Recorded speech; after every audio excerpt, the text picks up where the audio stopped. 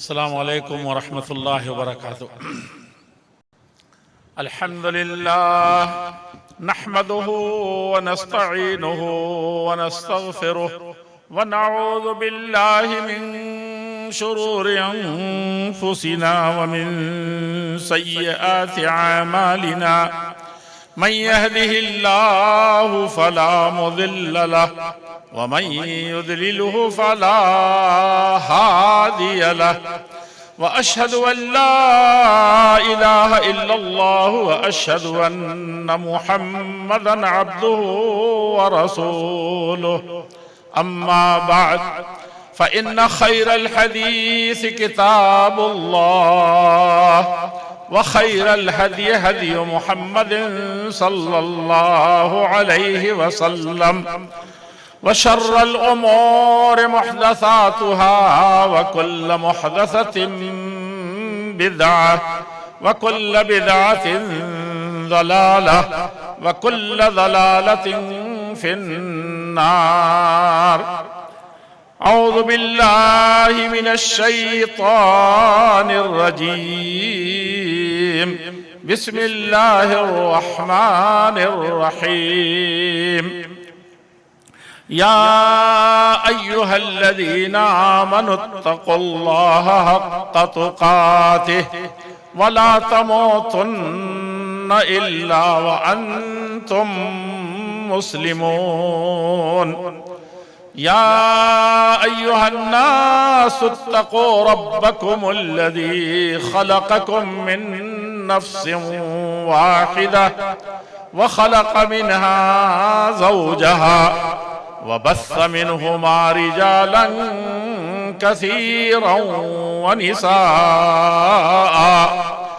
واتقوا الله الذي تساءلون به والأرحام إن الله كان عليكم رقيبا.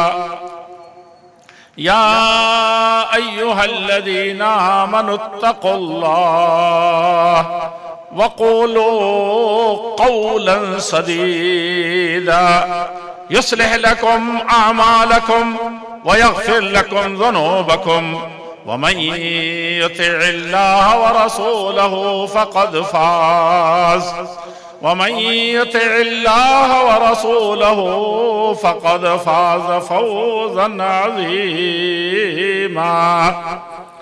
وقال تبارك وتعالى في موضع آخر: من المؤمنين رجال صدقوا ما عاهدوا الله عليه فمنهم من قضى نحبه ومنهم من ينتظر وما بدلوا تبديلا. وقال رسول الله صلى الله عليه وسلم: الدين النصيحة. قلنا: لمن يا رسول الله؟ قال: لله ولكتابه ولرسوله ولأئمة المسلمين وعامتهم. ہماری صوبائی جمعیت اہل حدیث کے موقت ذمہ داران اور اس کے اراکین اور ہماری اس قدیم تاریخی اور اہم ترین صوبے کے تمام ہی معزز علماء کرام، خطبائے اعظام اور ہماری جماعت کے نونہالان اور اس کے نوجوانان اور کسی بھی طریقے سے اس عظیم الشان اجلاس میں شریک میرے دینی ملی بزرگوں، بھائیوں، ساتھیوں، ملت کی ماؤں اور بہنوں اور ہماری اس شہر کے نہایت ہی معزز باسیوں، اس عظیم الشان کانفرنس میں اپنی دعاؤں کے ذریعے سے اور اپنی تائید اور کسی بھی حیثیت سے اپنا حقیقی کردار ادا کرنے والے دعوت و تبلیغ کے میدان میں، اصلاح معاشرہ کے میدان میں، اور اس وقت ملک اور ملت اور انسانیت کو جو ضرورتیں روحانی طور پر درپیش ہیں اس میں ہاتھ بٹانے والے میرے بزرگوں اور بھائیوں، یہ خاص طور پر میں مرکزی جمعیت اہل حدیث کے ناظم اعلیٰ، وہ آپ نے ابھی سنا، وہ ولولہ انگیز تقریر کرتے ہیں، لیکن ہاں یہ گردش دوراں ہمیں لائی ہے کہاں؟ جو باتیں ہم دنیا کو سکھانے کے لیے آئے تھے، نظم کا، ضبط کا، تزکیہ کا، تعلیم کا، وہ ہم خود محتاج ہیں کہ اپنی اسٹیجوں سے اس بات کو کہنے پر مجبور ہو جائیں۔ میں اچھی طرح سے جانتا ہوں آپ کے دل دھڑک رہے ہیں، لیکن جہاں ہمارے ناظم صاحب نے شکایت کی ہے اس صوبے کے کچھ لوگوں سے کہ ہمارے اندر نظم ضبط نہیں ہوگا، ہم اوپر سے نیچے کی طرف سے کسی دستور کے تحت نہیں چلیں گے، نیچے سے اوپر کی طرف کسی دستور کی حیثیت سے نہیں چلیں گے، تو کوئی گھر بھی، ایک چھوٹا سا گھر بھی، گھروندا بھی، ایک محلہ بھی کسی بھی طریقے سے نہیں چل سکتا۔ ایک داروغہ کو آپ غیر مسلم کہہ دیں، ایک ذمہ دار کو آپ کہیں بھی اٹھا کر کے رکھ دیں، تو ایک منٹ کے لیے بھی لا اینڈ آرڈر کا صحیح طریقہ یا اس کو صحیح طریقے سے برتنے کا کوئی بھی کام انجام نہیں پا سکتا۔ مجھے معلوم ہے کہ یہ عظیم الشان اجلاس، اور اس میں جو اس طرح لوگ پورے راجستھان سے، پورے گجرات سے اکٹھا ہوئے ہیں، وہ ان کے دلوں کے کچھ جذبات، ان کی کچھ امنگیں ہیں، وہ کچھ چاہتے ہیں، اور اپنے ہندوستان کے معروف، ہندوستان نہیں عرب و عجم میں معروف خطیب مولانا معراج ربانی کی تقریر کے لیے وہ گویا بے چین ہے۔ لیکن ڈسپلن کوئی چیز ہوتی ہے، بلکہ قوموں کی زندگی میں، جماعتوں کی زندگی میں، انجمنوں کی زندگی میں سب سے بڑی چیز ڈسپلن کی ہوتی ہے، سب سے بڑی چیز نظم جماعت کی ہوتی ہے۔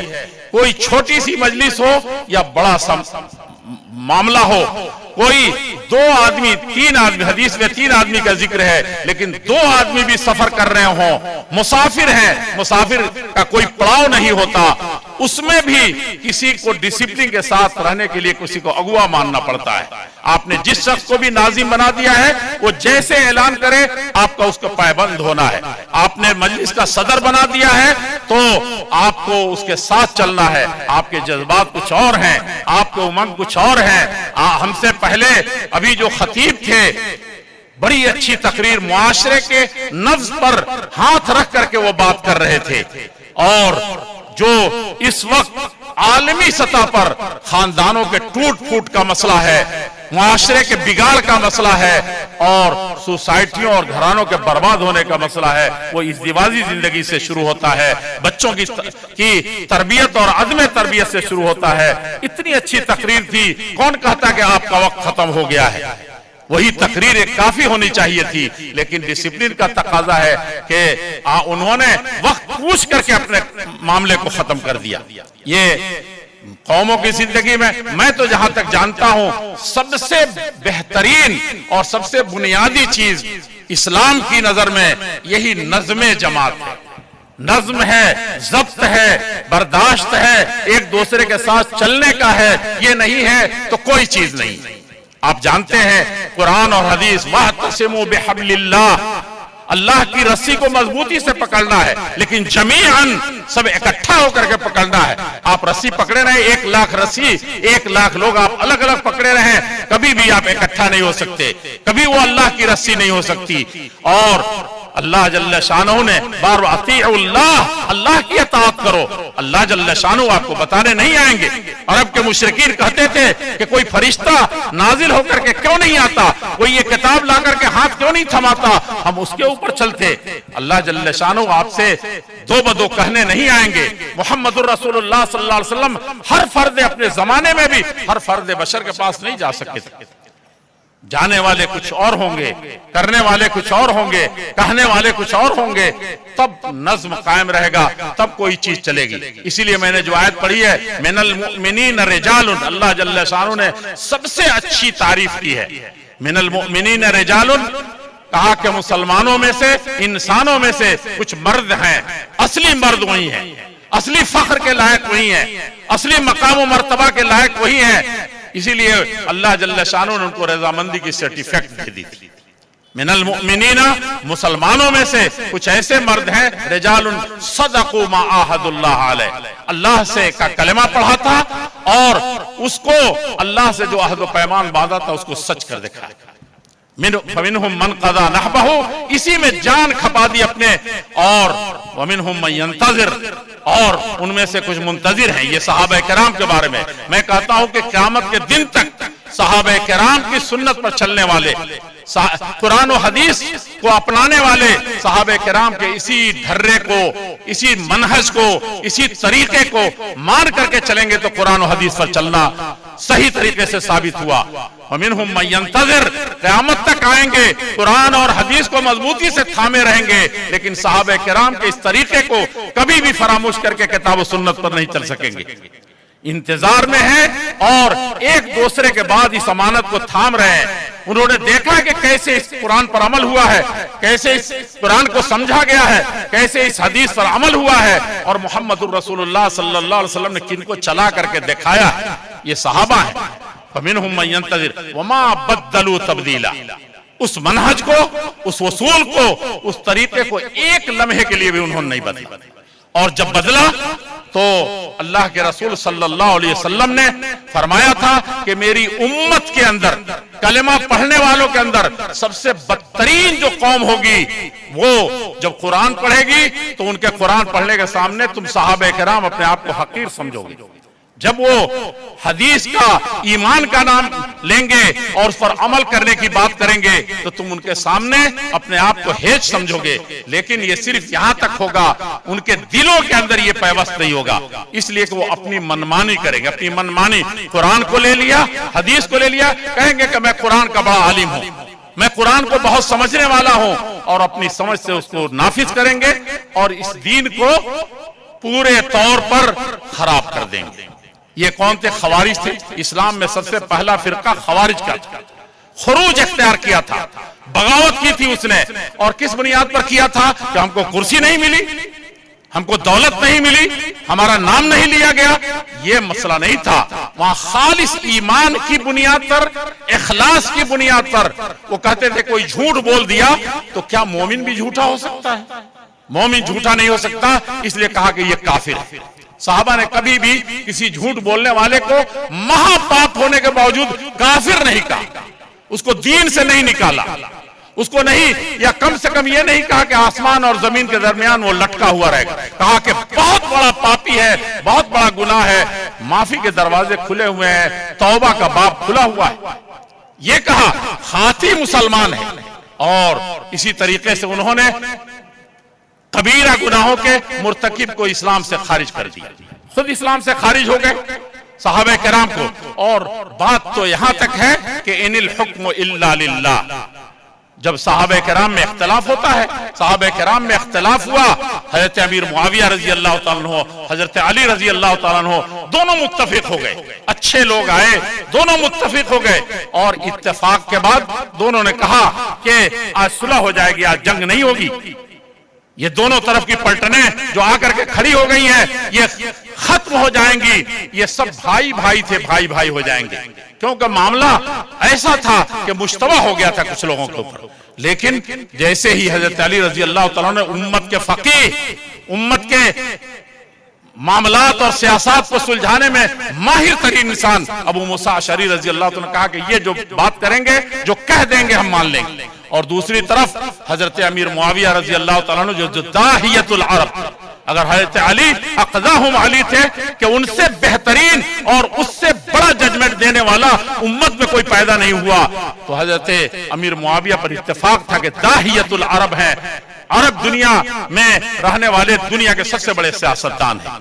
سب سے زیادہ اسلام اور مسلمانوں کو اور انسانیت کو کس ڈگر پر لے کر کے چلنا چاہیے، ان کے وہ سنہرے ادوار پڑھیے تو یہ سیریا، یہ مصر، یہ شام اور یہ سارے علاقے یہ فتح نہیں ہوتے، یہ ان کا کارنامہ تھا۔ لیکن انہوں نے کہا کہ ایک دوسرے داہیت العرب عمرو بن العاص کو میں متعین کرتا ہوں، یہ دونوں جو فیصلہ کر دیں۔ اور ویسے میں کیا ہوا، قرآن و حدیث کے نام لینے والوں نے کیا کیا تھا اس وقت؟ انہوں نے کہا تھا کہ ان الحکم الا للہ، قرآن تو کہتا ہے کہ فیصلہ تو اللہ کریں گے، اور تم نے علی تم بھی کافر، نعوذ باللہ، معاویہ تم بھی کافر، تم نے دو انسانوں کو بنا دیا فیصلہ کرنے کے لیے۔ یہ دیکھیے قرآن کا نام، قرآن کی آیت پڑھی جا رہی ہے اور پورا کھیل بگاڑ دیا گیا۔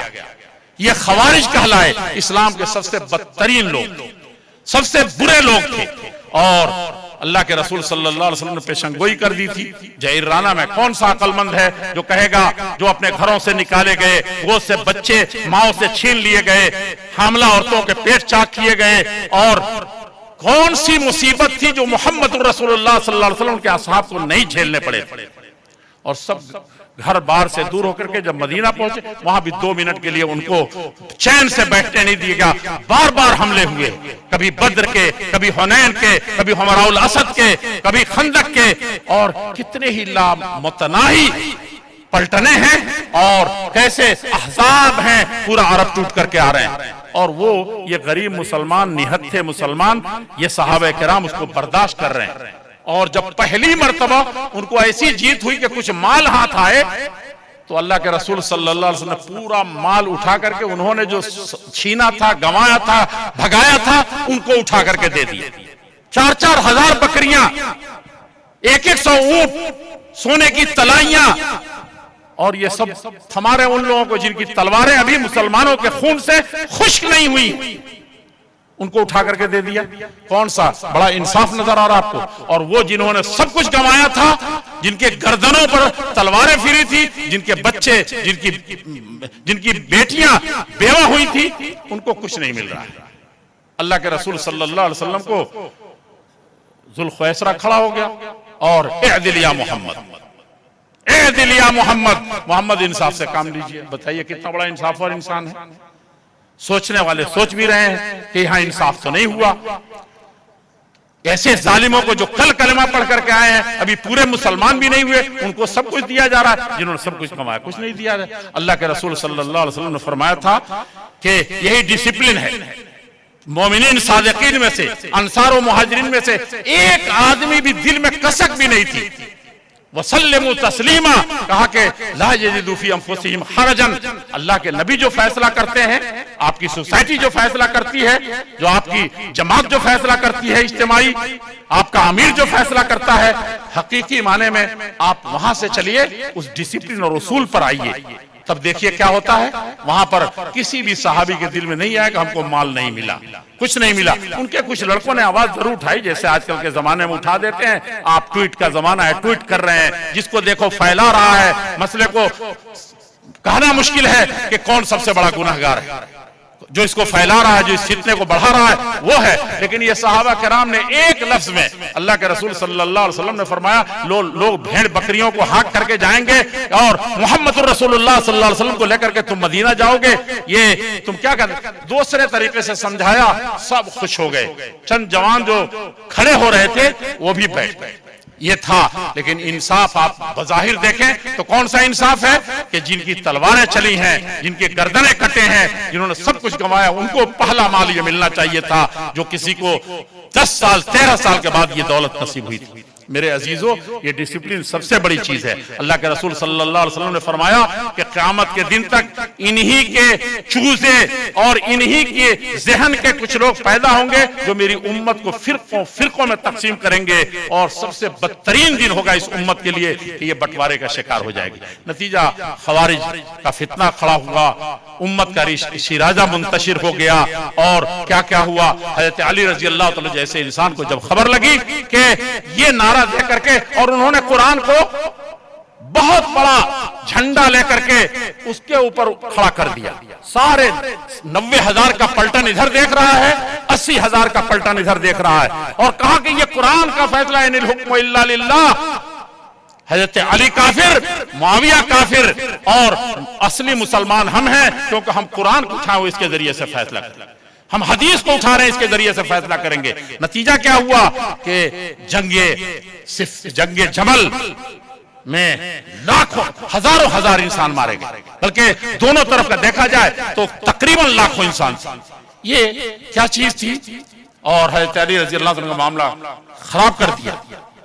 کلمۃ حق, اللہ کا کلام یہ حق ہے, اور یہ ذبح الباطل, لیکن غلط جگہ پیش کیا گیا ہے. اللہ جل شانہ آگے فیصلہ کرنے نہیں جائیں گے. حکم من اہلہ و حکم من اہلہا. بات کے خوارج کو ترجمان سننا, حضرت ابن عباس رضی اللہ تعالیٰ نے سمجھایا کہ دیکھو قرآن نے یہاں بھی حکم بنایا ہے, قرآن نے ادنا حج میں کوئی شکار کر لے وہاں بھی بنایا ہے, اور اللہ جل شانہ نے انسان کو حکم بنایا ہے. دو میاں بیوی میں جھگڑے ہو جائیں اور وہاں تک نعوذ باللہ پہنچ جائیں کہ گارجین کی ضرورت پڑ جائے, تو دونوں کے گارجین دونوں طرف سے ایک ایک حکم آ کے فیصلہ کریں گے. حکم من اہلہ, مرد کی طرف سے, حکم من اہلہا, اس سے بھی حضرت امیر معاویہ, حضرت عمرو بن العاص, حضرت ابو موسیٰ اشعری اور حضرت علی رضی اللہ تعالیٰ سے بھی کئی گزرے تھے. بڑی بڑی باتیں اس وقت کی جاتی ہیں, اور سلفیت کے روح کو سب سے زیادہ مجروح کیا جاتا ہے. یہ فرقہ بندیاں جتنی ہوئی ہیں انہی بنیادوں پر ہوئی ہیں, اسی شکل میں ہوئی ہیں. میرے عزیزوں, میرے بھائیوں, ہم کو تو تعجب ہوتا ہے کہ یہ سرزمین ایسی تھی. میں ابھی کل بھی کہہ رہا تھا, اور کل کہاں کوئی بہت اہم مجلس تھی, وہاں بھی میں یہ تقریر کر رہا تھا, جہاں ساری مسلم تنظیمیں تھیں, سارے لوگ تھے, وہاں میں یہ بات کر رہا تھا, اور گجرات کی بات آئی تھی. ابو محمد ابراہیم سورتی رحمت اللہ علیہ, کون نہیں جانتا ان کا, وہ جب بولتے تھے تو دنیا کو بلاتے تھے. آپ علی گڑھ میں جا کر کے دیکھیے, اور جامعہ ملیہ ان کے نام پر کوئی گیٹ نہیں بنا ہے. یہ ہماری کمی ہے, ہم نے اپنے آپ کو ایسا نہیں بنایا. ہم سوئے رہے 100 سال تک, 100 سال میں آپ نے کمرہ بھی نہیں بنایا. یہ کیا تعجب کی بات نہیں ہے؟ مولانا ثناء اللہ امرتسری جیسے لوگ آئے, اور کیسے کیسی شخصیتیں آئیں. آپ نے کبھی اس مسجد کے کونے میں رکھا, کبھی اس مسجد کے کونے میں رکھا. یہ کون سی ڈسپلن تھی؟ کیا ان 100 سالوں میں لوگوں کے گھر نہیں بنے ہیں؟ کیا بلڈنگیں نہیں بنی ہیں؟ کیا ایک کمرے تھے تو 3 کمرے نہیں ہو گئے ہیں؟ لیکن مرکزی جمعیت اہل حدیث کا ایک کمرہ کیوں نہیں بن سکا؟ ایک کوٹھی کیوں نہیں بن سکی؟ ایک گز زمین کیوں نہیں نصیب ہو سکی؟ آپ نے کبھی سوچا ہے؟ کبھی غور کیا ہے؟ یہ ڈسپلن جس قوم سے ختم ہو جاتی ہے, یہ سارے معاملات ختم ہو جاتے ہیں. میں کہتا ہوں کہ یہاں کا علم ادب کے حیثیت سے, میں جب جدہ سے گزر رہا تھا تو مجھے عبدالعزیز میمنی, ایک بینک سبی تھا, وہاں میں گیا تو سب سے پہلے وہ بوڑھا آدمی جو میرے دادا کا عمر کا تھا اٹھ کھڑا ہوا اور کہا کہ تم عبدالعزیز میمنی کے ہاں کیسے ہو؟ تم لوگ اس سرزمین سے آئے ہو, یعنی ہندوستان سے. یہ اس کی جگہ تھی. اور مولانا عبدالجلیل سامرودی اور مولانا محمدی, تاریخ ڈاکٹر فروائی نے جمع کی ہے. آپ دیکھیے روئے زمین پر سارے ہندوستان, سارے انگریزوں کی ساری خارا شگاف تلواریں, اور ترکی سے لے کر کے اور اشراف کے وہ سارے قبائل اور ساری قوتیں جتھے ایک طرف تھے, اور دنیا کے سارے بدعتی اور سارے ہی دنیا کے مسلمان ایک طرف انگریز کے پٹھو بن کر کے ہو گئے تھے. لیکن چھوٹی سی جماعت اٹھی تھی, اور اس نے حرمین شریفین میں خانہ کعبہ کے جو بدو لوٹ لیتے تھے حاجیوں کو, ان کو درست کیا تھا. اور اس میں سب سے بڑا یوگدان برے صغیر ہندو پاک میں, بلکہ متحدہ ہندوستان میں اگر سب سے بڑا کوئی کارنامہ ہے تو مولانا جوناگڑھی رحمت اللہ علیہ کا. اتنی موٹی کتاب صرف ان کی لکھی ہوئی, اور تاریخ کے ویسے کسی نے جمع نہیں کیا. میں نے فقہ حنفی پڑھی, حنفی خاندان کا تھا, اور اس کے رموز و اوقاف کو میں نے اندر سے جاننے کی کوشش کی, اور بڑے بڑے اداروں کے بڑے بڑے مصنفین اور مؤلفین سے مناظرے کیے. لیکن یقین جانیے جو مولانا چھوٹی سی زہرۃ ریاض الابرار لکھی, تو فقہیات کی دنیا میں ایسی چیز میں نے نہیں دیکھی. कैसी कैसी चीजें थी, क्या क्या हस्तियां थी, उनके तुरास हमको पता तक नहीं है, मगर वो इल्म के मोती किताबें अपने आबा की जो देखें उनको यूरोप में तो दिल होता है सिपारा। आज तो आपके घर में वो किरम खुर्दा होकर के और बर्बाद हो रहे हैं। ना माओ को ये वलवला है कि ये वारसा हमारे हिस्से में था, ये इसके हकीकी मुरिस हमारे जद्दे अमजद थे, हमने उसकी हिफाजत भी नहीं की। एक हमने देखा है, मैं बिहार का रहने वाला हूं, मैंने बंगाल के गलियों में देखा है जहां सैलाबी इलाका है, क्या गुजरा इलाका है, और एक एक जगह 9-9 लाख अहले हदीस। आप चलिए मैं दिखाता हूं।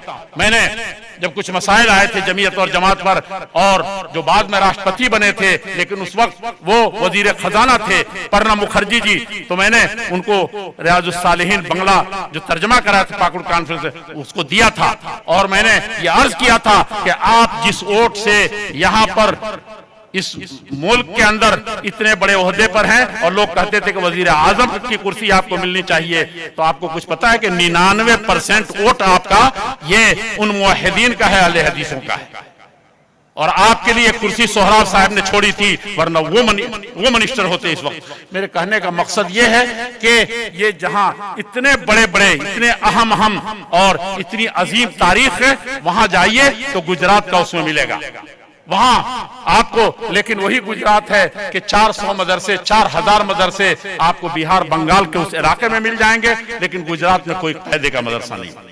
पूरे हिंदुस्तान में चले जाइए, गुजरातियों के पैसे से ऐसी ऐसी बिल्डिंगें हैं कि अहले हदीस सोच भी नहीं सकते, उनका मरकजी इदारा भी ऐसा नहीं है जो देहात में गुजरातियों ने बनाया है, और हाँ हम एक छोटे से इदारे को गुजरात में तरस रहे हैं। मैंने 22 साल ऐसे ही नहीं गुजारे हैं। मैं 24 स्टेट का, खास तौर पर जहां हमारी जमीयतें कायम है, मैं साल में कम से कम 5 मरतबा, 7 मरतबा, 8-8 दिन, बल्कि 9-9 दिन का एक निकले सफर करता हूं, और रात दिन सफर करता हूं कि जमात की शीराजबंदी हो, कहीं ना कहीं से उनको ये जोश दिलाया जाए, कहीं ना कहीं ये उनको वलवला दिया जाए। अगर कल हम मुस्लिम यूनिवर्सिटी खड़ी कर सकते थे, सर सैयद अहमद पैदा कर सकते थे, रूए जमीन की सबसे बड़ी यूनिवर्सिटी जहां सबसे ज्यादा मुहद्दिसीन पैदा हुए, मैं अरब और अजम, अभी चंद पहले अभी एक दूसरी जिल्द जो आई है दबिस्तान नजीरिया की, क्या वो चीज थी, अब्दुर्रहमान अफ्रीका के सहराओं में पूछिए कि कैसे यहां से ये इल्म की किरणें फुटती थी। आज क्या हो गया? अब मौलाना अब्दुल जलील सामरूदी की किताबों के उस पर उस सनद को हासिल करने के लिए लोग परेशान हैं, लेकिन पत्ता पत्ता बूटा बूटा हाल हमारा जाने है, जाने न जाने गुल ही न जाने, बाग तो सारा जाने। हम ही सो गए दास्तां कहते कहते। हमको बहुत जरूरत है, सिर्फ इस वक्त तकरीरों का मसला नहीं है। आइए अपने मन में डूब करके जानिए। मौलाना जूनागढ़ी एक कमरे में बैठ करके लिखते थे तो ऐसा नहीं था कि उनके पास रात के अंधेरे में सोना बरस जाता था।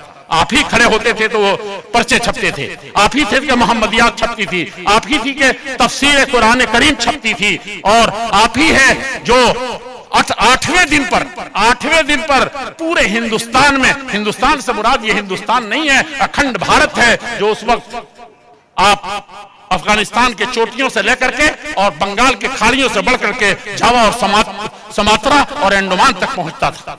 ये सब चीजें कैसे पहुंचती थी? न उस वक्त रसूल साहिल था, न जहाज की ये फरमानियां थी, और न ये सारी चीजें थी। आप जिंदा थे, आप जानते थे कि कब कैसे होगा। यही हाल मौलाना अबसरी का था। मेरे कहने का मकसद ये है कि इस वक्त तकरीर नहीं है, आप नज्म के साथ आइए, तज़किया नफ्स का कीजिए, अब अपने मन में डूब करके सोचिए और गौर कीजिए कि हम कहाँ जा रहे हैं, क्या है। ऐसा तो नहीं कि हमने मनहज बदल दिया, सिर्फ कुरान हदीस कह करके, और सबसे ज्यादा आजाद, सबसे ज्यादा गुलाम, सबसे ज्यादा पाबंद, सबसे ज्यादा बधा हुआ जानते हैं कौन होता है? जो अहले हदीस होता है। पूरी तारीख है। और मोहम्मद रसूलुल्लाह सल्लल्लाहु अलैहि वसल्लम व अशहदु अन्ना मुहम्मदन अब्दुहु व रसूलुहु, पहले अब्द है, और अब्द से ज्यादा नीचे का लफ्ज कोई अरबी जबान में है ही नहीं। आप मैमनी को पढ़िए और सूरती को पढ़िए, कहीं और जाने की जरूरत नहीं है। यही लोग दुनिया को अदब सिखा करके गए थे, अरबी जबान के नोके पलक दुरुस्त किया था इन्होंने, और यही हमको बताने की जरूरत पड़ेगी। अब्द से ज्यादा कोई लफ्ज ऐसा नहीं है जो हकारत के लिए बोला जाता। अल्लाह जल्ल शानू ने पहले इमामुल अव्वलीन वल आखिरीन और इमामुल अंबिया, इमाम कायनात, और सारी मखलूकात के जो क्रीम और निचोड़ थे अंबिया किराम معجزات جو دیے گئے تھے سب عاجز آ گئے. ان سب کے بھی جامع کمالات محمد الرسول اللہ صلی اللہ علیہ وسلم تھے. اور ان کو کیا کہا جا رہا ہے؟ عبدہ، آپ بندہ ہیں.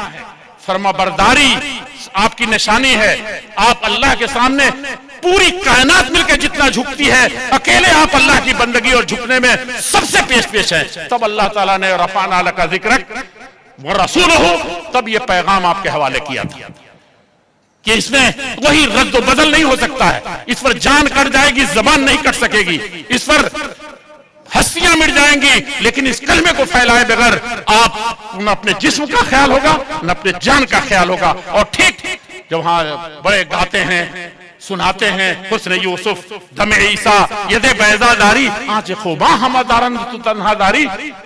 ہمارے نبی محمد الرسول اللہ صلی اللہ علیہ وسلم، یوسف علیہ السلام کی خوبصورتی، موسیٰ علیہ السلام کے سارے معجزات، عیسیٰ علیہ السلام کے یہ مردوں کو زندہ کر دینا، یہ کتنے بڑے معجزات ہیں. لیکن یہ سب مل کر کے بھی محمد الرسول اللہ صلی اللہ علیہ وسلم جتنے نبی ہیں، سب معجزات سارے کمالات آپ کے اندر ہیں. یہ تو آپ اچھی طرح معلوم ہے. لیکن یہ بھی کبھی آپ نے غور کیا کہ ان اشد الناس بلاء، سارے انبیاء پر مصیبتیں ٹوٹی تھی، ویسی مصیبت کسی قوم پر، ساری قوم پر مل کر کے نہیں ٹوٹی. لیکن محمد الرسول اللہ صلی اللہ علیہ وسلم پر سارے نبیوں کے مل کر کے جتنے مسائل اور مشکلات آئے، جتنی آزمائشیں آئیں، اکیلے جس طرح سے آپ سب سے افضل ہونے میں جامع کمالات تھے، اسی طریقے سے سب سے بڑی مصیبتیں جھیلنے میں بھی اس کلمے کی خاطر، اس قرآن کی خاطر، اس حدیث کی خاطر اٹھائی تھی. ہم سیدھے سیدھے اہل حدیث ہو گئے، اہل حدیث کہہ رہے ہیں، اہل حدیث کہہ رہے ہیں، قرآن کہہ رہے ہیں. نہ ایک آزمائش سے دو چار ہوئے، نہ اپنے من کے اس پات کو مارا، من مانی زندگی گزار کر کے ایک سیکنڈ کے لیے کوئی اہل حدیث نہیں رہ سکتا. رب چاہی زندگی جب تک نہیں ہوگی، من مانی زندگی ایک لمحے کے لیے بھی آئے گی تو ابلیس بنا دے گا. ایک لمحے کے لیے ابلیس بنا تھا، من کی دنیا میں آیا تھا، من مانی دوسرے کی نہ ماننے کی ایک لمحے کے لیے اس کے اندر یہ غرور پیدا ہوا تھا. اگر لاکھوں برس سجدے میں سر مارا تو کیا مارا گیا؟ ابلیس مارا ایک سجدے کے نہ کرنے سے. ایک ہی لمحے کا تو سجدہ تھا، اتنا ہی تو انکار کیا تھا. ہم روز پتہ نہیں کتنے انکار کرتے ہیں، کتنے تکبر دکھاتے ہیں. آخر یہ کیا چیز ہے میرے عزیزو؟ آپ خونے جگر ہیں، آپ لختے جگر ہیں، جماعت کے، ملت کے، انسانیت کے ہیں. میں آپ کے بھی جذبات یہی ہیں. میں چاہتا ہوں کہ اس کو صحیح طریقے سے لائیں. یہ دو روزہ زندگی ہے. منصب و مقام جو کچھ ہے وہ صرف اللہ سے رشتہ جوڑنے میں. اگر آپ نے یہ کانفرنس بلائی ہے، آپ اس جلسے میں شریک ہوئے ہیں، دو پیسہ اگر اللہ سے یہ تار جڑا ہوا ہے تو یقیناً آپ سب سے عظیم چیز ہیں. ورنہ اگر کوئی اور ہے اس کے مقصد پیچھے تو یقین جانیے کہ کبھی بھی اللہ تعالیٰ کے ہاں سرخرو نہیں ہو سکتی. اللہ تعالیٰ کے ہاں جانا ہے، اللہ کی خاطر ہم کو یہ انجام دینا ہے. میں اپنی جماعت کے، ملت کے سب سے بڑے خطیب کی موجودگی میں آج کل بہت کچھ نہیں کہنا چاہتا تھا، لیکن بہت دنوں کے بعد ملاقات ہوئی آپ سے. میں بار بار، اور ہمارے ناظرین صاحب نے کوئی چیز چھوڑی نہیں ہے، اتنی مرتبہ کہ گجرات جہاں میری جان بستی ہے، جہاں میں پلٹ کر کے جاتا ہوں تو یہاں کے علم اور اہل علم، ان کے سب چرچے دیکھتا ہوں، ان کی کتابیں دیکھتا ہوں، ساری چیزیں دیکھتا ہوں. لیکن میں کیا عرض کروں کہ یہاں ایک بھی دورہ 22 سالوں میں کبھی پورا نہیں کر سکتا. اور جس زمانے میں ایک بھی کوئی مسلم تنظیم نہیں آئی تھی، ایک میں جو گجرات کا، احمد آباد کا جو سب سے بدترین فساد تھا، اس میں آنے سے پہلے بھی اور جان پر کھیل کر کے ایک بڑے پنڈت تھے جو اس وقت نرسمہا راؤ کے بالکل دست و بازو تھے، بلکہ کہتے تھے ملک وہی چلا رہے ہیں. وہ بھی انہوں نے یہاں کے حالات کو دیکھ کر کے عین موقع سے کہا تھا کہ ہم لوگوں کو ایک ہفتہ اور انتظار کرنا چاہیے. لیکن اس حالت میں بھی میں آیا تھا. کیسے کیسے پہنچا تھا انوپم مارکیٹ تک اور کس طریقے سے گئے تھے. ہم تو ان حالات میں بھی آنا چاہتے ہیں، لیکن یہاں کا ایک دورہ بھی آج تک مکمل نہیں ہو سکا. یہ کس قدر افسوس کا مقام ہے، کس قدر اپنی جماعت کو لوگ نہیں جانتے، اپنی جمعیت کو نہیں جانتے. ناظرین صاحب کو اتنے اہم مجلس میں بتانے کی ضرورت پڑتی ہے. جڑیے، ملیے اور اللہ کے لیے اس میں ہو جائیے. اور ڈسپلن کے لیے ایک بات ہی عرض کروں گا، اللہ کے پیارے رسول صلی اللہ علیہ وسلم کا ایک ایسا دشمن، مسلمانوں کا ایسا دشمن کوئی جلدی نہیں ملے گا آپ کو. یمامہ کا بادشاہ، ایسا بادشاہ، آپ اس کو پڑھیے ضرور. وہ اس وقت مالی اعتبار سے اقتصادی اکنامکس کے حیثیت سے امریکہ ہے. وہ جب چاہتا ہے کسی کو غلہ ملتا ہے, جب چاہتا ہے بھوکا مار دیتا ہے, جب چاہے کسی ملک میں قحط سالی کرا دے, خاص طور پر مسلمانوں کو ستانے میں. اور اس کا ایک مشن تھا کہ محمد الرسول اللہ صلی اللہ علیہ وسلم کا خاتمہ کر دے. اور اس واقعہ بہت بڑا ہے, بخاری شریف کی روایت ہے, لیکن اس نے صحابہ کرام کو دھوکے سے کئی مرتبہ قتل کیا. شاید اسی مشن میں نکلا تھا, وہ عمرے کے مشن میں بظاہر تھا لیکن نکلا تھا. صحابہ کرام نے اس کو رات کے اندھیرے میں مشکوک آدمی سمجھ کر کے دور دور سوئے نہیں رہتے تھے. آپ کہتے ہیں ہماری جماعت ادھر سے ختم ہو رہی ہے, آپ کہہ رہے ہیں ہمارے مدرسے ایسے ہو رہے ہیں, ہماری جماعت فلاں جگہ نظر نہیں آ رہی ہے. صحابہ ایسے نہیں, بہت سب کچھ ہونے کے باوجود پوری رات جاگتے تھے اور 10 سینکڑوں میل وہ پھیل جاتے تھے رات میں جب لوگ سوتے تھے کہ کہیں کسی طرح کی کوئی سرگرمی تو نہیں ہے. اسی میں انہوں نے ثمامہ بن اسال کو پکڑ لیا تھا, لے کر کے ان کو پتہ ہی نہیں کہ سب سے بڑے اس خطے کے سب سے بڑے بادشاہ کو ہم پکڑ کر کے لائے. مسجد میں باندھا اس کو, کسی کو پتہ نہیں. اللہ کے رسول صلی اللہ علیہ وسلم نے دیکھا تو کہا یہ تو ثمامہ ہے, یہ تو عرب کا سب سے بڑا مالدار انسان ہے, سب سے بڑا بادشاہ ہے. اور آپ آئے, سب سے پہلے اس کو ملنے کے بعد صحابہ کو پیچھے مڑ کر کے کہا ذرا ڈسپلن دیکھیے. جس نے صحابہ کو قتل کیا, جن کی بیویاں ابھی اسی مسجد میں جو نماز پڑھ کر کے ابھی نکلی نہیں ہیں وہ بیوہ ہو چکی ہیں, بیٹیاں یتیم ہو چکی ہیں. اور صحابہ کرام تو اپنے خون سے زیادہ ان کو اپنے بھائی کا خون ان کو عزیز تھا. وہ وہاں موجود ہیں, آپ انہی کو حکم دے رہے ہیں کہ یہ تم جانتے ہو کون ہے, اس کے شایان نشان کھانا ملنا چاہیے. کیا چیز ہے بھائی, دنیا کا سب سے بڑا مجرم, سب سے بڑا قاتل, سب سے بڑا انسان, کہا کہ شایان نشان. پھر آپ کو صبر نہیں ہوا, ایک گھروں میں گئے اپنے ازواج مطہرات کے اور کہا کہ کیا ہے تمہارے پاس. ایک بہت بڑا قیدی ہمارے پاس آیا, ایک بہت بڑا انسان آیا ہے, اس کے لیے کیا ہے جلدی سے جمع کرو. اس کے شایان نشان, عربوں کے ہاں کھانا کہاں سے آیا, یہ کھانا آپ تیار کرتے ہیں اور پھر آ کر کے دوسرے دن پوچھتے ہیں کہ تم کو کیا خیال ہے. تو اس نے بھی دیکھیے, کہا کہ ان تقتل دمن, کہا کہ بڑے بڑے خون میں نے بہائے ہیں, ایسا مجرم کوئی نہیں ملے گا. آپ اگر مجھے قتل کر دیتے ہیں بالکل حق بجانب ہیں, میں نے بڑے بڑے جرائم کیے, صرف آپ کی گردن بچی ہے جس کے لیے میں نے سب جتن ڈھائے ہیں. اور مکہ میں اور مدینہ کو, غطفان کو اور حوازن کو, ان ساری قوموں کو آپ کے اوپر پلٹ کر بار کرنے کے لیے اکٹھا کیے ہیں. یہ سب جرائم ہم کو معلوم ہے, آپ قتل کر دیجئے, مجھے ذرہ برابر اس پر کسی طرح کا اعتراض نہیں ہوگا, میں ایسا ہی قیدی. وَإِن تُنْعِمْ تُنْعِمْ عَلَى شَاكِرٍ, بخاری کی روایت. کہا کہ لیکن عرب جانتا ہے, عرب سے باہر بھی دنیا جانتی ہے کہ کوئی مرد ہے, کوئی بادشاہ ہے, زبان کا پکا ہے, تو ایک بڑا انسان بھی ہوں میں ساتھی میں. تو اگر چھوڑ دیتے, اگر مجھ پر انعام کرتے ہیں تو میں, ایسا نہیں ہے کہ پھر وہی جا کر کے پلٹ کر کے وہی اوچھی حرکتیں اپنے محسن کے ساتھ کریں. اللہ کے رسول صلی اللہ علیہ وسلم دوسرے دن, تیسرے دن, ہم کو جو کہنا یہ ہے, اس نے تیسرے دن آپ نے کہا کہ اس کو چھوڑو. چھوڑنے کے بعد اشہد اللہ, وہیں بقی جو قبرستان دیکھ رہے ہیں وہاں سے غسل کیا اور آ کر کے اشہد اللہ الہ الا اللہ پڑھنے کے بعد جانتے کیا کیا اس نے, کہا کہ محمد آپ کے شہر سے بدترین کوئی شہر میری نظر میں نہیں تھا, میں اس کو اپنی آنکھوں میں کبھی بھر نظر کر کے اس شہر کو نہیں دیکھ سکا, اس سے بدترین, اس سے زیادہ کریہ کوئی شہر نہیں تھا. لیکن آج میرا دل گواہی دیتا ہے کہ روئے زمین پر اس سے زیادہ محبوب کوئی سرزمین نہیں. محمد آپ کے چہرے سے کوئی بدترین چہرہ میں کبھی, اور ان 3 دنوں میں بھی آپ کے چہرے کی طرف نہیں دیکھ رہا. کہا کہ لیکن آج آپ کے چہرے سے بہتر مجھے روئے زمین پر کوئی اور چہرہ نظر نہیں آتا.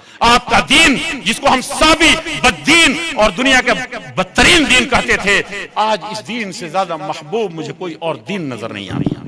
یہ کہا, لیکن مجھے جو کہنا ہے وہ یہ ہے کہ ان 3 دنوں میں کسی نے منہ پر تھوکا اتنے بڑے مجرم کے, کسی کا غصے میں ہاتھ بڑھا کہ گردن دبوچو, کسی کی طرف سے یہ عرف بھی نکلا کہ میرے باپ کا قاتل ہے.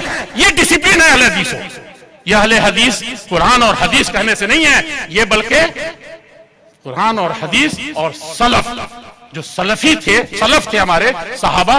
دیکھیے کیسے ان کی تلواریں جو ہر وقت پورے طور پر سوتی ہوئی رہتی تھی, آج کیسے نیام میں. ایک زبان بھی کسی سے کوئی مورخ ثابت نہیں کر سکتا کہ ایک زبان بھی کھولی ہو. یہ ڈسپلن ہے. ایسی جماعتیں چلتی ہیں اور صحابہ کرام کی ہی جماعت کی. اور آخری بات میں یہ عرض کرنا چاہتا ہوں کہ سب سے بڑی، سب سے جو اہم چیز ہے، تمام مورخین جو جانتے ہیں تحریک شہیدین کو، اور میں گجرات سے شروع کروں تو بات دوسری طرف چلی جائے گی، لیکن جو تحریک صحابہ کرام کے بعد اجتماعی طور پر قرآن و حدیث کو تھام کر کے اور صحابہ کرام کی ڈسپلن کے ساتھ کوئی تحریک اور تنظیم قائم ہوئی تھی تو اہل حدیث کی تحریک شہیدین تھی. کہتے ہیں کہ اس پیمانے پر اس سے اچھی اور صحابہ کرام کی سنتوں کے ساتھ اس ڈسپلن کے ساتھ کہ سب سے بڑا پٹنہ کا مالدار انسان، ساہوکار انسان، آج وہ گارے ڈھوتے ہوئے اس کا خادم اور غلام جو پیسے لے کر کے وہ بھی نہیں پہچانتا.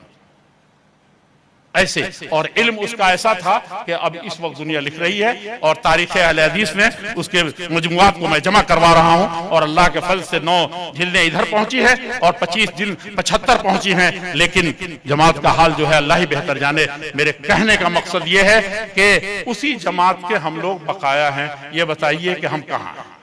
ایسی منظم جماعت کا یہ حال ہو کہ اب وہ دستور بنا رہے ہیں، یہ کر رہے ہیں، وہ کر رہے ہیں. وہ کون سا قرآن میں دستور لکھا تھا کہ اس مجرم کو قتل نہیں کرنا چاہیے؟ کہاں لکھا ہے قرآن؟ وہاں تو ہے کہ ایسے ظالموں کو کیفر کردار تک پہنچاؤ. 3 دن کے بعد پھر بھی چھوڑ بھی دے رہے ہیں آپ، فدیہ بھی نہیں لے رہے ہیں. چلے گئے ایک دن ہی، اما من بعدو و اما فدان. کم سے کم یہ کہ ذبح نہیں کر رہے ہیں تو آپ فدیہ تو لیجئے. یہ بھی کوئی ایک لفظ بھی کوئی صحابی کہنے والا تھا؟ اسی صحابہ کا ہم کیا ہیں؟ اسی سلف کا ہم سلفی کہلاتے ہیں. کہاں سلفیت ہے ہماری؟ کہاں ہم غائب ہو گئے ہیں؟ میرے عزیزوں، میرے بزرگوں، آئیے اور اس منہج کو، اس اصول کو، صحابہ کرام کو پڑھیں، زیادہ سے زیادہ قرآن میں غور کریں تو صحابہ کرام کو لے کر کے کریں. پھر اس کا برتا کیسے تھا اس کو، یہاں ہر ایک آدمی ایک نیا مسئلہ فتنہ پیدا کر دیتا ہے. اللہ کے نبی صلی اللہ علیہ وسلم جس دن 2 پتھر باندھے ہوئے تھے، صحابہ نے کہا کہ اٹھا نہیں جا رہا ہے، ٹھنڈی ایسی ہے کہ گڈھا کھود کر کے اس کے اندر ہم چھپے ہوئے ہیں. اور آپ بار بار من للقوم، خندق کھود تو دیا تم نے، پتھریلی زمین کو اتنے، اور 1 مہینے سے بھوکے رہ کے مقابلہ کر رہے ہو، اب تم سے اٹھا نہیں جاتا، ٹھنڈی ایسی کہ تھرتھراہٹ ہے. من للقوم. لیکن آج کی رات میں چاہتا ہوں کوئی اٹھے اور جائے ذرا ادھر سے کچھ خبر لے کر کے. کسی کی سکت نہیں تھی کہ وہ اپنی زمین سے اٹھ سکے مدینے میں. اور حضرت حذیفہ بن یمان رضی اللہ عنہ کھڑے ہوئے تو گئے، اور جیسے انہوں نے چھلانگ، جیسے ہی خندق میں گھسے اور اوپر چڑھنے کو تھے، آپ نے دھیرے سے کہا لا تحدث امرا، بڑے مشن پر نکل رہے ہو، تم کو ناظم بنا رہا ہوں، تم کو مبلغ بنا رہا ہوں، تم کو محدث کی کرسی پر بیٹھا رہا ہوں، تم کو جمعیت اور جماعت کا نظم سونپ رہا ہوں. یہ بہت نازک مسئلہ ہے. تم جا رہے ہو، جس کام کے لیے جا رہے ہو اتنا ہی کر کے آنا. لا تحدث امرن، کوئی نیا معاملہ کر کے مت. گئے اور جب گھوم رہے تھے اور سب چیزیں چھوڑ کے، صرف اتنا کہہ دوں کہ انہوں نے، جانتے ہیں کیا کہا؟ ابو سفیان لیڈر اگر مر جائے تو 1,00,000 فوج بھی تتر بتر ہو جاتی ہے. اسی لیے نظم جماعت کے ساتھ رہی، اپنے گھر میں بھی کسی کو مالک بنا کے رکھیے. محلے میں جو مکھیا ہیں آپ غنیمت سمجھیے، یہ داروغہ نہیں رہے گا. آپ بڑی داڑھی والے داروغہ کو ڈھونڈتے رہ جائیں گے، محلہ لوٹ جائے گا، چوروں کا اڈا ہو جائے گا. آپ کو ڈسپلن کے ساتھ ایک چھوٹے سے چھوٹے انسان کے ساتھ بھی بچ کر رہنا پڑے گا. یہ اسلام نے یہ نظم سکھایا ہے. اس وقت وہ گئے، ابو سفیان بالکل نشانے پر تھا. انہوں نے کہا کہ اللہ نے یہ شکار لا دیا ہے، اس کو ابھی میں اڑا دیتا ہوں، چاہے میں چلا جاؤں یا بچ کر کے اس اندھیرے میں نکل جاؤں، لیکن آج ہی مسلمانوں پر جو مصیبت ٹوٹی ہوئی ہے آج ختم ہو جائے گی، آج فتح ہو جائے گی، بھگدڑ مچ جائے گی، مسلمانوں کو فتح حاصل ہو جائے گی. بھوکوں مر رہے ہیں، وہ سب ختم ہو جائے گا. لیکن پیارے رسول کی ایک لفظ ڈسپلن، نظم جماعت. انہوں نے کہا کہ اللہ کے رسول نے فرمایا لا تحدث، کوئی جاسوسی کر کے آنے کے علاوہ کوئی چھوٹا سا بھی حرکت نہیں کرنی ہے. اور میں اتنا بڑا کانڈ کرنے جا رہا ہوں. نفس یہ کہہ رہا ہے کہ لوگ کہیں گے ایسا چانس تم نے چھوڑ دیا. یہ سب چیز ہے، لیکن ڈسپلن دیکھیے کہ فوراً اندر کر لیا. اور آئے اللہ کے رسول نے صلی اللہ علیہ وسلم نے جو گواہی دی. डिसिप्लिन सीखें। मेरे अजीजों, मेरे भाइयों, बुजुर्गों, नफ्स का तज़किया करें। और सबसे बड़ी चीज़ है कि हर खुतबे में मैंने भी पढ़ा है, जो अल्लाह के रसूल सल्लल्लाहु अलैहि वसल्लम का खुतबा था कि वनऊज़ु बिल्लाहि मिन शुरूरि अनफुसिना, सारे दुश्मनों का मुकाबला हो जाएगा, सारे दुश्मनों से टक्कर ले सकते हैं अल्लाह ताला, लेकिन एक दुश्मन ऐसा है कि जब तक तू किला बना करके हमको देके खुसूसी अपने इनाम से नहीं बचाएगा तो हम नहीं बच सकेंगे। वो कौन सा दुश्मन है? मिन शुरूर अनफुसिना, अपना मन अपना पापी है तो फिर दुनिया कोई इस्लाह नहीं कर सकती। सुबहान रब्बिक रब्बिल इज्जति अम्मा यसिफून व सलामुन अलल मुरसलीन वल्हम्दुलिल्लाहि रब्बिल आलमीन। और वस्सलाम अलैकुम से पहले हम आबिद साहब का, जो कन्वीनर हैं सूबे के, और इनके तमाम साथियों का, और आप तमाम लोगों का जो इसमें किसी न किसी तरीके से शरीक हैं, पूरे गुजरात का मैं शुक्रिया अदा करता हूँ, खास तौर पर उलमाए किराम का और जमात और मिल्लत के अजीम खतीब, जिनकी कुर्बानियों को हमने सऊदी अरब के वजीर से भी कहा था उस वक्त के, और बड़े दर्दमंदी से ज्यादा जोश से कहा था कि अगर शुक्रिया अदा करें आप तो आप शुक्रिया नहीं अदा कर सकेंगे। मैंने कुछ किस्से कहानियां सुना करके उनको बताई थी तो वो मुस्कुराया और कहा कि जाओ, ऐसा कुछ नहीं होगा, तो अपने फैसले को वापस किया था। ऐसे खतीब के रहते हुए मैं नहीं चाहता था कि आपके उनके दरमियान हायल हो जाऊं, लेकिन फिर इल्तिफात से दिले दोस्तां रहे न रहे, आपका इल्तिफात देखा तो मैंने चंद बातें अर्ज कर दी। आइए मुनज़्ज़म हो करके अल्लाह से मदद तलब करके कुछ वजीफे, तहज्जुद गुजारी और अल्लाह से आहुजारी करके खूब रोएं। इस्यान माँ, बहुत गुनाह हो चुके हैं, इस्यान माँ व रहमत परवरदिगार माँ, आरा निहायत इस्तना निहायत, गुनाहों में हम लथपथ हो गए हैं। सलफी मनहज का नाम लेकर के भी अल्लाह जल्ल शानु दूर हो चुके हैं, लेकिन तेरी अजमतें और रहमतें बड़े अजीम हैं और उसके हम उम्मीदवार हैं। अल्लाह जल्ल शानु हमको तौफीक अर्दानी फरमा दे। अल्लाह जल्ल शानु इस मुल्क की हिफाजत फरमा, मिल्लत की हिफाजत फरमा। कल भी हमने जब मुल्क बट चुका था उस वक्त भी हमने हिंदू मुस्लिम सिख ईसाई आपस में सब भाई भाई का नारा लगाया था और एक प्लेटफॉर्म पर जमा किया था। 1857 की याद जिंदा की थी। आज भी हम उसी मिशन पर हर तरीके से कायम दायम है। किताब सुन्नत हमारी रहनुमाई करती है। अल्लाह ताला हमको अंदरूनी, बैरूनी और खारजी हर तरह के चैलेंजों को और हर तरह के मसाइल को दूर करने के लिए इस किताब सुन्नत की रोशनी में असलाफ के उसवा के मुताबिक हल करने की तौफीक अर्दानी फरमाए। वस्सलामु अलैकुम व रहमतुल्लाहि व बरकातुहू।